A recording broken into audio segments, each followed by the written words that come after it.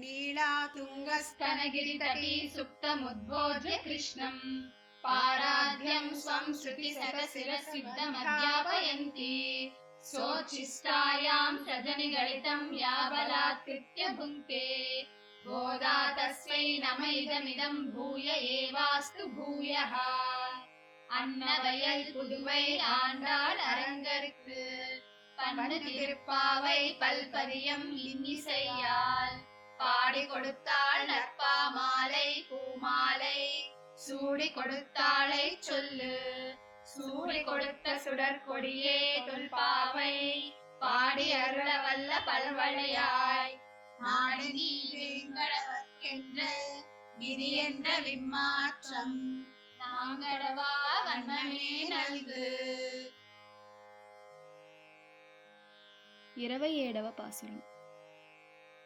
கூடாரை வெல்லும் சீர் கோவிந்தா உந்தன்னை பாடி பறை கொண்டு யாம் பெரு சம்மானம் நாடு புகழமும் பரிசினால் நன்றாக சூடகமே தோள்களையே தோடே செவிப்பூவே பாடகமே என்றனைய பல்கலையும் யாமணிவோம் ஆடையுடுப்போம் அதன் பின்னே பால் சோறு மூடனை பெய்து முழங்கை வழிவார கூடியிருந்து குளிர்ந்தேலோர் ఎంబావాయ్. పాసురం గురించి క్లుప్తంగా తెలుసుకోవడానికి ప్రయత్నిద్దాం. గోపికలు తాము ఆచరించే ఈ ధనుర్మాస వ్రతానికి కావలసిన పరికరాలను ముందు పాసురంలో వివరించి వాటిని శ్రీకృష్ణ పరమాత్మ దగ్గర విన్నవించారు. అందుకు శ్రీకృష్ణ పరమాత్మ వీరు ముందుగా పాంచజన్యం వంటి శంఖాలు అని బహువచనం ఉపయోగించారు. పాంచజన్యం వంటి శంఖం వేరొకటి లేదు, ఉండదు. పరమాత్మనే కోరే వీరు ఈ పరికరాలను కోరారని తెలిసి వారికి శ్రీమన్నారాయణుని పాంచజన్యం ఒకటి, శ్రీకృష్ణుడిగా అవతరించి ఆవుల మంద వెనక వెళ్ళి దూరంగా వెళ్ళిన ఆవులను మరల్చడానికి మోగించే శంఖం ఒకటి, ఆలయంలో అర్చామూర్తి ఆరాధనకు సమయం అయిందని ఆహ్వానించే శంఖం ఒకటి, ఇలా 3 శంఖాలను ఒసంగుతానని పలికాడు. భగవత్ శేషత్వం కేవలం పరతత్వమైన శ్రీమన్నారాయణుడికే అని భావించక శ్రీమన్నారాయణ తత్వమే విభవ రూపమైన శ్రీకృష్ణుడని ఎరిగి దానికి అదే అర్చారూపంలో ఉన్నాడని ఎరిగి వాటికి కూడా శేషభూతమై ఉండటమే ఈ 3 విధాల శంఖాలు సూచిస్తున్నాయి. అందుకే గోదాదేవి శంఖాలు అని బహువచనాన్ని ప్రయోగించారు. పర అనగా పారతంత్ర్య జ్ఞానం, దానిని కలిగించడానికి స్వాతంత్ర్యాన్ని పోగొట్టాలి.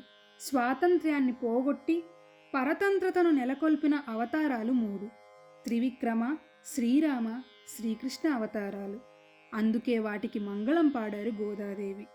బలి రావణ కంసులే అహంకారమని తెలియచేశారు గోదాదేవి. కూడారై వెల్లుం సీర్ గోవిందా అనగా కూడిన వారిని జయించే గుణాలు కలవో గోవిందా అని గోపికలు శ్రీకృష్ణుని సంబోధించారు. భగవత్ సంశ్లేషం, భగవానుని దివ్య మంగళ విగ్రహాన్ని, కళ్యాణ గుణాలను అనుభవించడమే ఈ వ్రతం యొక్క ఫలమని ఈ పాసురంలో తెలియచేస్తున్నారు. వీటికి సూచకంగా పాలు, అన్నం, పంచదార, నెయ్యి కలిపి ఒక పదార్థం చేస్తారు. ఈ పాసురంలో గోపికలు, గోదాదేవి శ్రీకృష్ణునితో కలిసి భోగరసం అనుభవించారు. అందుచే ఇది ముఖ్యమైన పాసురం. భగవానునితో కూడము అనేవారు 4 విధాలు ఉంటారు. మహాభక్తుల నైత్యానుసంధానం వల్ల విముఖులయ్యేవారు, ప్రేమశీలురు ప్రణయ రోషముచే విముఖులయ్యేవారు, స్నేహద్వేషాలు లేక ఉదాసీన్యం వల్ల విముఖులయ్యేవారు, ద్వేషం వల్ల విముఖులయ్యేవారు. ఇటువంటి వారి అందరినీ కూడా సర్వేశ్వరుడు తన యొక్క వాత్సల్య, సౌశీల్య, సౌలభ్యాదుల గుణాల చేతనే జయిస్తాడు. అందుచేత గోదాదేవి కూడని వారిని గుణములు చేత జయించేవాడా అని సంబోధించారు. ఉందన్నై పాడి పరైకొండు అనగా నిన్ను కీర్తించి పరాను వాద్యాన్ని పొంది సమ్మానము పొందామని చెబుతున్నారు గోదాదేవి. గోపికలకు ప్రధానమైనది భగవద్గుణగానమే. కానీ ఊరివారికి పరా అను వాద్యం కావాలని తమకు ముఖ్య ఫలమైన సంకీర్తాన్ని దానికి సాధనంగా వ్యవహరించారు గోదాదేవి. వీరికి భగవన్నిత్య సంశ్లేషం, భగవన్నామ సంకీర్తనమే ప్రధాన ఫలాలు. దానిని వదలలేక ఊరివారికి అభిమతంగా పరను పొందడానికి సంకీర్తనమే సూచిస్తున్నారు. సమ్మానం అనే పదాన్ని ఉపయోగించి ఆనాడు శ్రీరామచంద్రుడు సీతమ్మకు చేసినటువంటి సమ్మానం వారికి చేయాలని సూచించారు.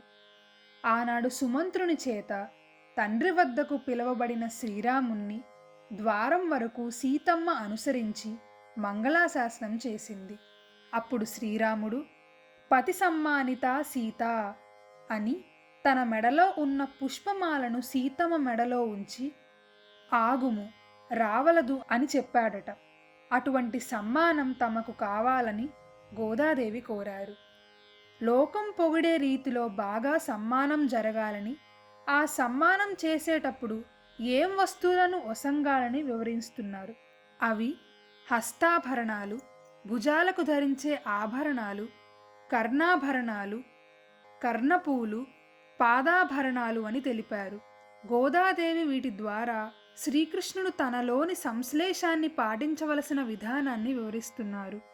స్వామి, ముందుగా నీ హస్తంతో మా హస్తం పట్టి అనన్యార్హత్వాన్ని కలిగించి ఆ హస్తాన్ని నీ శిరస్సుపై, వక్షంపై, పాదాలపై, భుజాలపై ప్రీతితో నుంచుకొని దాన్ని అలంకరించాలి.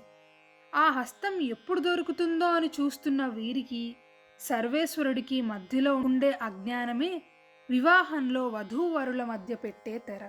అప్పుడు వధూ హస్తాన్ని, వరుడు హస్తాన్ని పాణిగ్రహణం చేయించే జనకుడే ఆచార్యుడు.